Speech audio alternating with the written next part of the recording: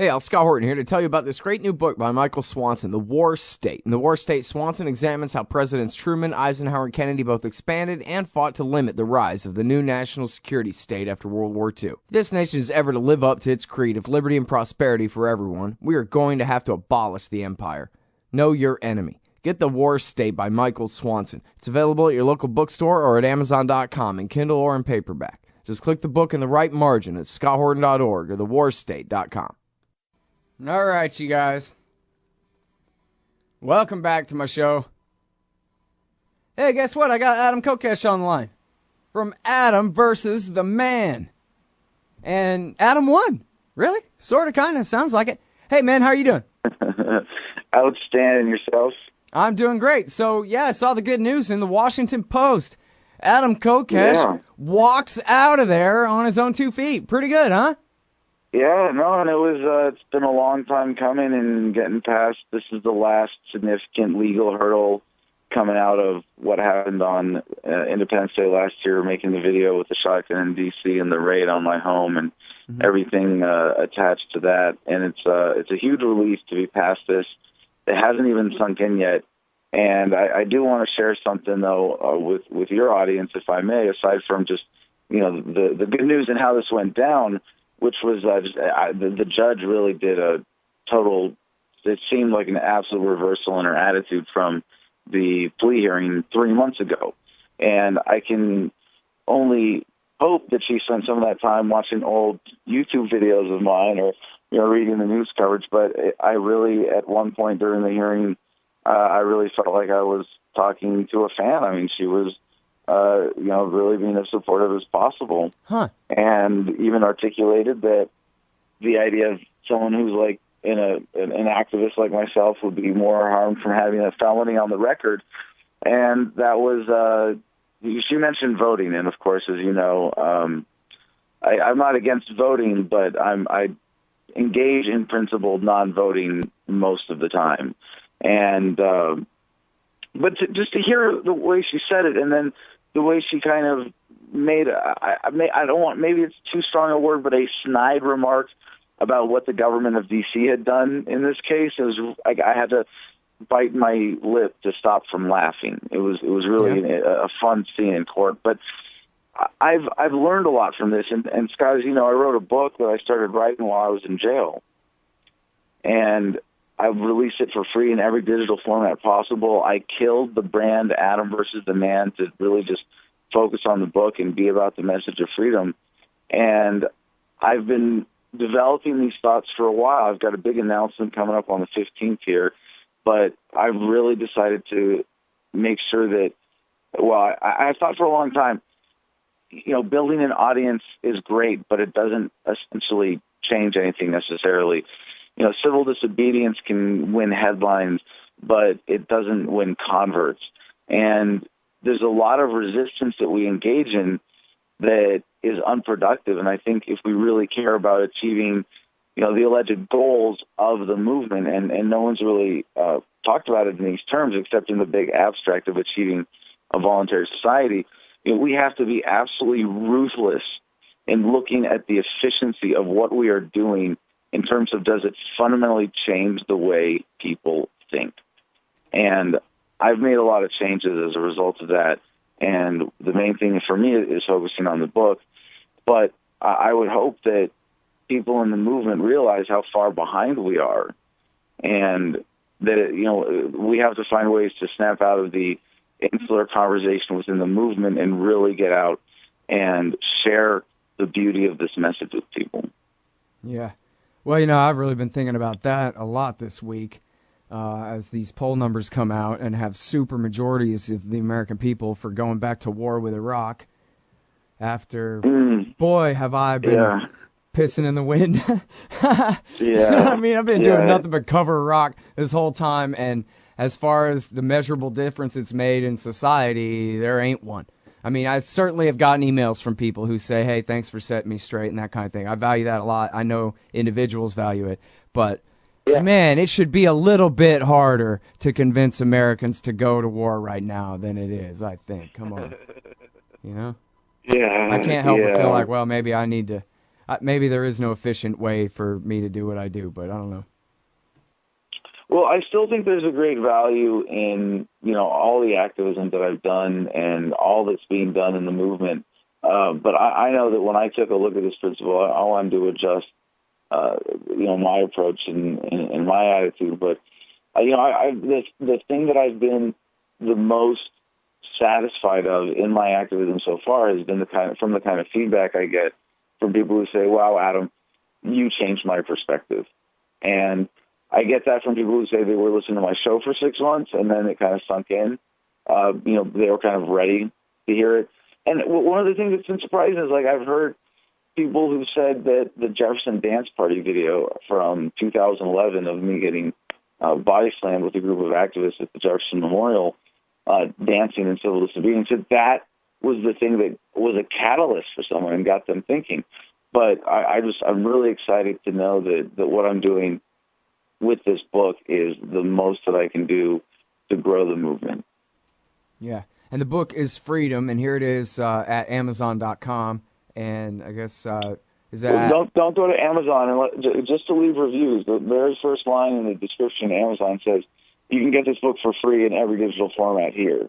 Oh, and it's right. really cool to be in a position to give this away, and just we're hoping to make some money from what we're doing to support ourselves from the merchandise associated with this. There's a badass logo, but we are not making money off the book. We're selling them online. And the URL is adamversustheman.com/freedom. Well, not anymore. Oh, that's what it says here in that first line of the description. That's to get the free stuff. I should probably change that now. But we're in the process of switching over to our new website, which is thefreedomline.com. The Freedom Line? Yep. Okay, cool. Thefreedomline.com, that's the new... and people can go there already right now and get the book in its different formats there? Yep, we're selling 100 packs for $139. We're selling singles. I think we got the price down to $4 now each delivered, because most of the cost is in the shipping. But this is a tool. We want people to use it. And what you're saying is you think that from all the different projects that you've been involved in, you seem to be getting more bang for your buck for this book than anything else. Is that right? Absolutely. And what I'm really looking forward to, and we're picking up the first round of print copies here on Friday, and then we're having a party. Too bad you're not in L.A., but on the 20th, we're having part of the announcement is going to be that I'm moving out of the home here, and we're going to have a party to celebrate on September 20th and be giving away free books to anybody who wants to show up. Cool. Yeah, I miss L.A. every day, man, a little bit at least. But, L.A. misses you too. All right, well, tell everybody I said what's up anyway. All right. So now, as far as the judge, I wanted to go back to that for just a second. Sure. You thought it was notable to bring up there, and I agree with you. It is kind of a fascinating thing to see a judge it sounds like, and I'm extrapolating quite a bit here, I guess, but I've met people like this in my life. Being a cab driver, I talk to a lot of these type people. And there are some lawyers who really, really believe in the law. It's like their faith. And oh, dude, the prosecutor was terrible. But I'll go ahead. I'll tell you about him too. Well, yeah, and I just mean, like, kind of in the very best way, where, like, they don't just believe in the law because they want to prosecute the hell out of you, but they believe in really in the spirit of the Enlightenment era in which our Constitution was ratified, and that, the whole idea of there really is a difference between menacing people with a shotgun and being a political activist who makes a dang video because he's trying to, get to people's minds. And it's I'm not saying it legitimizes the judiciary in any sense, really, but it is nice to hear an anecdote of a judge who, I think you're probably right, saw some of your videos and realized that, like, hey, man, this is a guy who's fighting for my Bill of Rights, too. I like him, That's pretty cool. Oh, yeah, crap. Well, and now the music's playing and we got to go to break, Adam. So hold that thought, and we're going to take this break, and then we're going to come back. That cool? Let's do it. All right. It's Adam Kokesh. And he is at thefreedomline.com. You can get his book Freedom there for free right now. Thefreedomline.com. Back in a sec. Hey, y'all, Scott Horton here for WallStreetWindow.com. Mike Swanson knows his stuff. He made a killing running his own hedge fund and always gets out of the stock market before the government-generated bubbles pop, which is, by the way, what he's doing right now, selling all his stocks and betting on gold and commodities. Sign up at WallStreetWindow.com and get real-time updates from Mike on all his market moves. It's hard to know how to protect your savings and earn a good return in an economy like this. Mike Swanson can help. Follow along on paper and see for yourself. WallStreetWindow.com. All right, you guys, welcome back to the show here. I'm Scott Horton. This is my show, The Scott Horton Show. I'm on the line with Adam Kokesh from thefreedomline.com, and he's got this new book, Freedom. And in case you missed the lead here at the top of the show, he pled something like no contest and got a suspended sentence and was allowed to go free after his civil disobedience and then SWAT raid madness, which is all great news, and glad to know Libertarian Movement can have you back full time. So tell me a little bit about this book then. Well, before I do, there were a couple unfinished thoughts. Yeah, sorry. And I remember at least two of them. One was about, you had a question about the judge, but if I may, about the prosecutor first. Uh-huh. There really is this feature of the paradigm, and a lot of libertarians try to deny it. And there are a lot more people on our side that are open, but it's only like, maybe 20% of the population that when they read this book, they'll just go, oh, okay, I get it. And that's what I found so far. There's maybe 20% that'll read it and then they'll have some objection that'll take them a few years or a few months to overcome. And then there's, the 30% of people who are the half of the people that vote in presidential elections very enthusiastically. And they're going to resist it, and they're going to be the ones dragged kicking and screaming, and then into a nonviolent society. And then there's the 30% that just sort of go along with whatever the dominant paradigm is. And, this book is not for everyone, because out of that 30% that really drives statism, there are drug warriors. There are people who really believe that punishment is a good paradigm. And I'm very happy with how the book makes a distinction between just punishment, one being legitimate and the other not. Punishing in and of itself is really a criminal act and not effective, not efficient, and has nothing to do with achieving justice or a safe or a free society. So being able to make that distinction was really cool, and draw attention to that with my one quote in the paper from the last hearing, which my lawyer almost strenuously objected to, but she was very much looking out for the case, and she did a great job. But the prosecutor here is one of these people. He's a drug warrior, and he really is of that mentality. And he really did a reversal as well, and was very non-combative at all, and went along with the suggestions at the sentencing hearing. But at the previous hearing, he was that fire-breathing drug warrior who just wants to put everybody in jail. And I tried to talk to him. He said, "Well, no, I'll only talk to your lawyer." And I understand, but he was kind of awkward about it. I don't want to say his name because you might be getting a little personal, but he kind of rubbed me the wrong way. And but with this new attitude that I've taken on, and this is part of what part of my epiphany from being in solitary confinement, was that the only proper attitude towards someone like that is empathy, pity, and to attempt to lift them up. And in this case, being combative was certainly not helpful, or would not have helped the situation. But the judge herself as well. I mean, I wouldn't have been surprised if she spent part of the last 3 months since the last hearing watching YouTube videos, and I can only hope. But I told the reporter at the hearing that one of the greatest values of this kind of civil disobedience is taking the message to people who would otherwise never hear it. And I told every single guard that I came into contact with, at least, you're a free, beautiful, independent human being. You should never let anyone tell you otherwise. And then, when possible, use that as a springboard into a broader, discussion of the issues of freedom. And I really think the judge, at least, was somehow affected by that.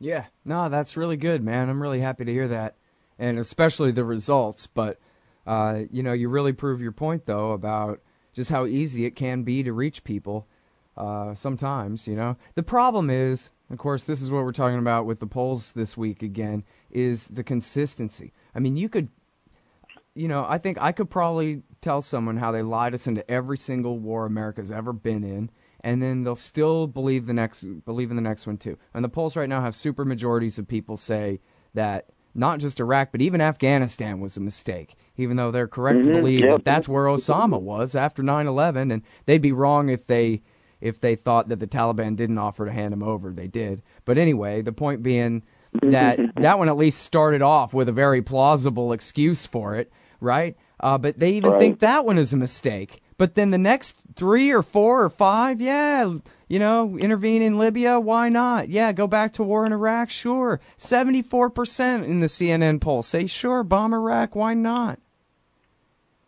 That's the part that gets me. What's a conversion when all it takes is just the last argument they heard, really, Well, and just to, again, to put this in perspective and why I'm putting the book front and center is like these are all valuable things for getting people to think. But when people answer those polls and when people vote, they're generally not thinking. And that. Oh, someone calls, hey, do you support this? What have you heard about this in the news? Oh, well, then that's your opinion because you're not trained. You haven't trained yourself to see through that, to look at the world the way that a libertarian would. And what we are asking people to do, and I think as a movement, at least the way I think of it, and I don't want to speak on anyone else's behalf, but is to recognize that we are asking people to think. You're not going to win them over by, making just the 30-second entertaining version. You're not going to win them over by, making a headline.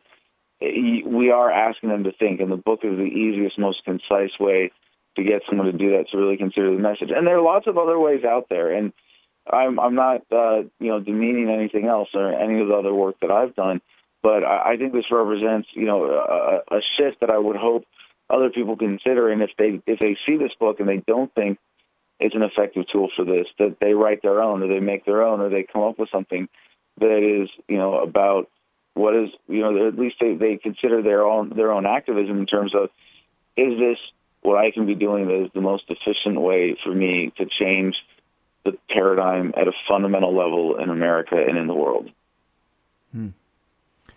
Yeah, I'm with you. I mean, there's just no denying that libertarianism, in great part due to Ron Paul, but in great part due to everybody who rallied around him in 2 presidential campaigns and all the work that came with that too. But, all in all, still just compare libertarian thought in America now to where we were 10 or 14 years ago, something like that at the turn of the century. And I don't know exactly the proportions and the numbers, but it sure seems like we've gone leaps and bounds since then. Oh, absolutely. Although you might say that in a way we've stalled. I don't think we've stalled, but I think there was a trajectory of I don't think we're at our highest growth rate in our history, and maybe you could attribute that to the period of Ron Paul bringing people in with his campaigns.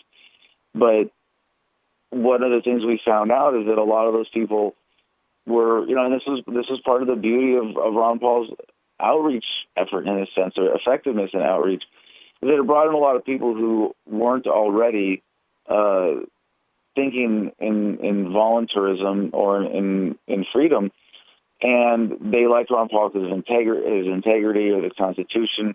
And it was a lot of conservatives, a lot of mainstream people, and I think in a way what we need to do now is bring those people to a deeper way of thinking, and a lot of them are a lot of people that, were active during the campaign and then, kind of just gave up, and they're like waiting for the next candidate to come along. And it's, I don't think we can afford to wait. And I know that you would not think this hyperbolic language to say that lives are at stake.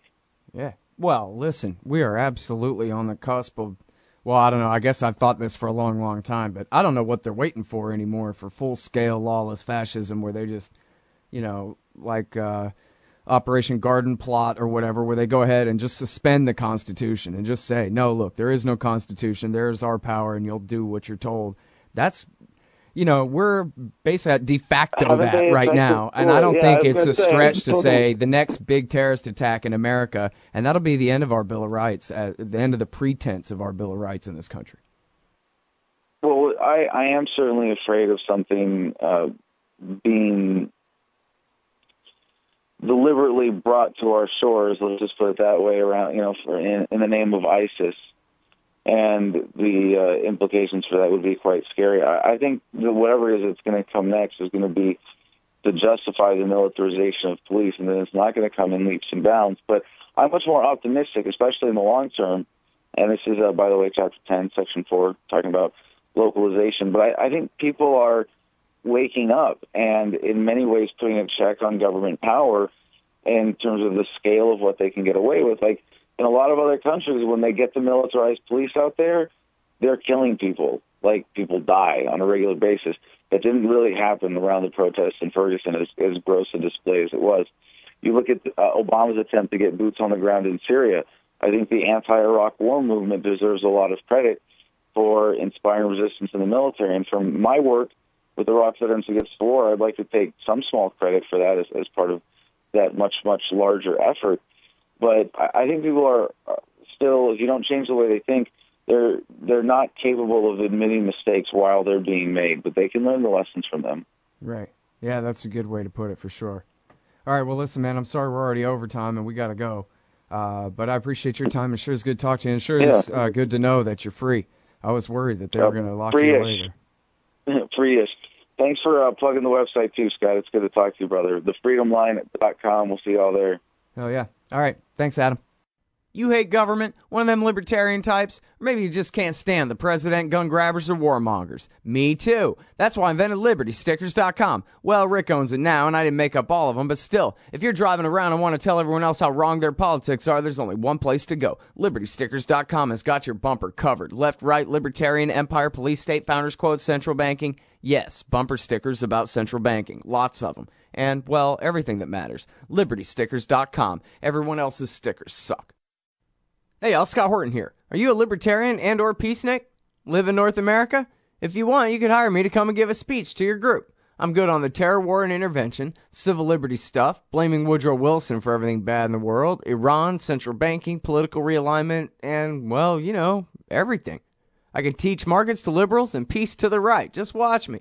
Check out scotthorton.org/speeches for some examples and email me scott@scotthorton.org for more information. See you there. Hey, all, Scott Horton here. Coming up this October 18th at Columbia University in New York, the Future Freedom Foundation is hosting a conference titled Stop the Wars on Drugs and Terrorism, featuring Glenn Greenwald, Radley Balco, Jeremy Scahill, Eugene Jarecki, Jonathan Turley, and others. The event is free and open to the public, but registration is required. Just head over to fff.org to sign up. That's the Stop the Wars on Drugs and Terrorism Conference, Saturday, October 18th, 2014 at Columbia University, sponsored by the Future Freedom Foundation at fff.org. Hey, all, Scott Horton here. It's always safe to say that one should keep at least some of your savings in precious metals as a hedge against inflation. And if this economy ever does heat back up and the banks start expanding credit, rising prices could make metals a very profitable bet. Since 1977, Robertson Roberts Brokerage Inc. has been helping people buy and sell gold, silver, platinum, and palladium, and they do it well. They're fast, reliable, and trusted for more than 35 years. And they take Bitcoin. Call Robertson Roberts at 1-800-874-9760 or stop by rrbi.co.